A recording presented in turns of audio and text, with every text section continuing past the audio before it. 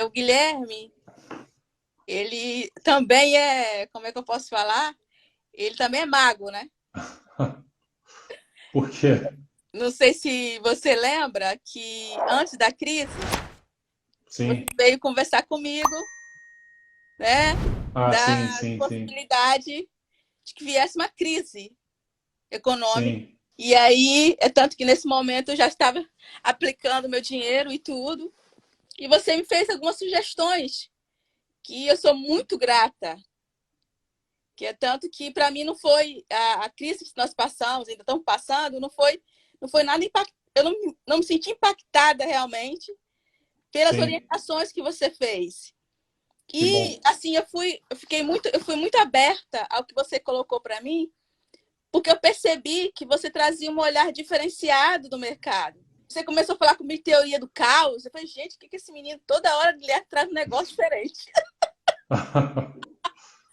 Eu Pois gostaria, é. eu gostaria que você falasse um pouco sobre isso, sobre essa diferenciação, esse olhar diferenciado que você consegue captar. Claro, né? Tô brincando que você é mago, claro que você não é mago. Claro, você usa conhecimento técnico, que você consegue perceber o que está vindo por aí. Parece que você tem umas anteninhas.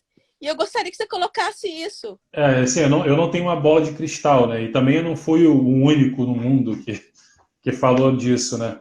Mas é verdade, assim, em 2019, a economia já estava mostrando vários sinais de recessão, né? Vários. Então, a ideia basicamente é a seguinte: existe uma diferença entre ruídos e sinais, né?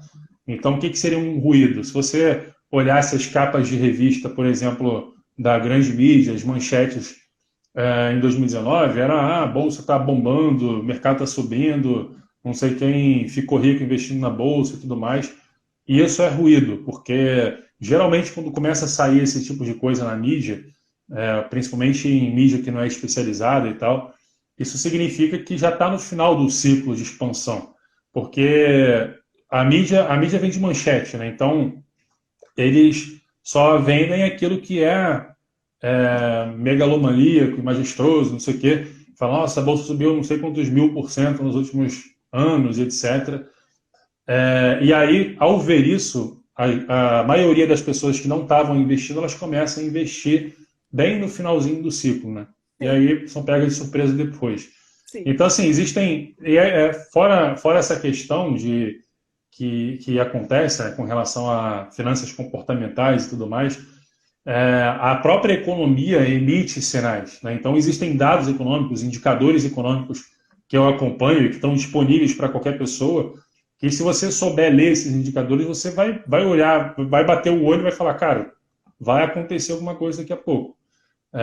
Ou pode ser que você identifique que tem uma retomada ou uma recessão, não é só para o lado da queda, né, mas para o lado da alta também. Então, o que aconteceu em 2019 foi isso, né? Já no primeiro semestre de 2019, a gente teve um indicador importante que é a chamada inversão da curva de juros, quando os juros dos títulos de curto prazo ficam acima dos títulos de longo prazo, né, títulos públicos, e isso aconteceu para os bonds americanos. Então, isso é um dos principais sinais, mas tem vários outros, entendeu? É só um exemplo aqui. E aí, depois continuou acontecendo vários eventos, vários sinais em agosto, setembro, mais ou menos, de 2019, teve uma crise de liquidez, teve um determinado dia lá, nesse momento, em que houve uma crise de liquidez no mercado interbancário americano, quando a taxa de juros no interbancário, num dia, subiu, no intraday, né, subiu de 2% para 10%, que é um absurdo para a economia americana. Aqui no Brasil seria algo normal, mas lá quer dizer, na verdade não seria normal aqui, não nesse momento, mas lá é um absurdo. Então isso foi um indício de falta de liquidez, de que algum banco estava insolvente, algum banco, algum fundo, alguma instituição muito grande estava com problemas de liquidez naquele momento e beirando a insolvência, né? E aí, naquele momento, o Banco Central já começou o Fed, né, já começou a injetar dinheiro, reduzir taxa de juros e tudo mais. Ali já era, assim, sinal vermelho. No começo do ano, inversão da curva de juros, não sei, sinal amarelo.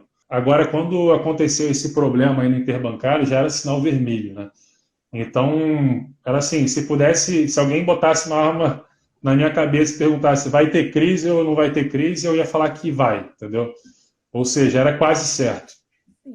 O evento que aconteceu, né, o evento de saúde, que eu não sei se pode falar aqui, o evento que aconteceu, ele foi um catalisador para a crise, né?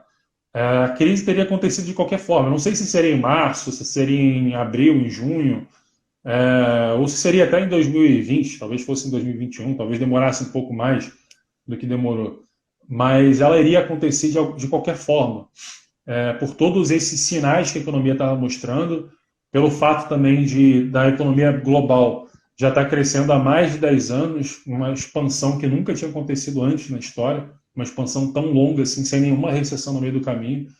Então, assim, eu não sou mago, eu não tenho bola de cristal, mas eu olho esses indicadores que eu acompanho, leio os sinais, e através disso dá para entender. Qualquer pessoa, não sou só eu, não precisa ser economista, mas qualquer pessoa que entenda esses sinais dá para perceber que algo vai acontecer, ou de positivo ou de negativo, né?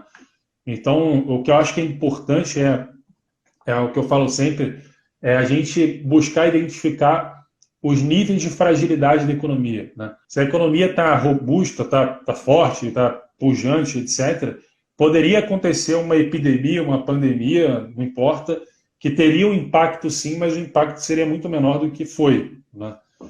Agora, um evento desse, né, que a gente chama de cisne negro, né, um termo do Nassim Taleb, um cisne negro acontece. Nesse caso, foi um cisne negro negativo, porque podem ter os positivos também. Mas um cisne negro negativo acontece no momento de alta fragilidade da economia, não tem outro caminho a não ser o que aconteceu, né? Recessão profunda, alto nível de desemprego, bolsas caindo, tudo caindo, né? Naquele momento ali do olho do furacão. Então, entender como identificar esses momentos é muito importante no planejamento financeiro, no planejamento de investimentos também, porque como você falou, né? Pô, você falou basicamente assim, para mim não foi tão impactante assim, foi tranquilo, né? Você até ganhou dinheiro, na verdade, Foi, nesse momento, né? foi sim. Então faz toda a diferença, né? Imagina que você tivesse 70% alocado em bolsa, em outros ativos do tipo, pô, teria um impacto gigante, né, nesse momento de Sim, crise. sim. Então faz toda a diferença a longo prazo, né? Igual você mencionou em relação à pandemia, é um momento assim, sim, estou muito triste com o que está acontecendo no Brasil e no mundo todo. E eu acho que é um momento crucial para reavaliar a própria vida, em todos os sentidos. E acredito que na Sim, parte financeira é o momento. Quantas famílias, né, perderam, né, os pais, perderam os filhos, perderam o emprego, e aí não sim, tinha sim. uma reserva emergencial. Exatamente. Ou, né, ou não tinha nenhum planejamento financeiro.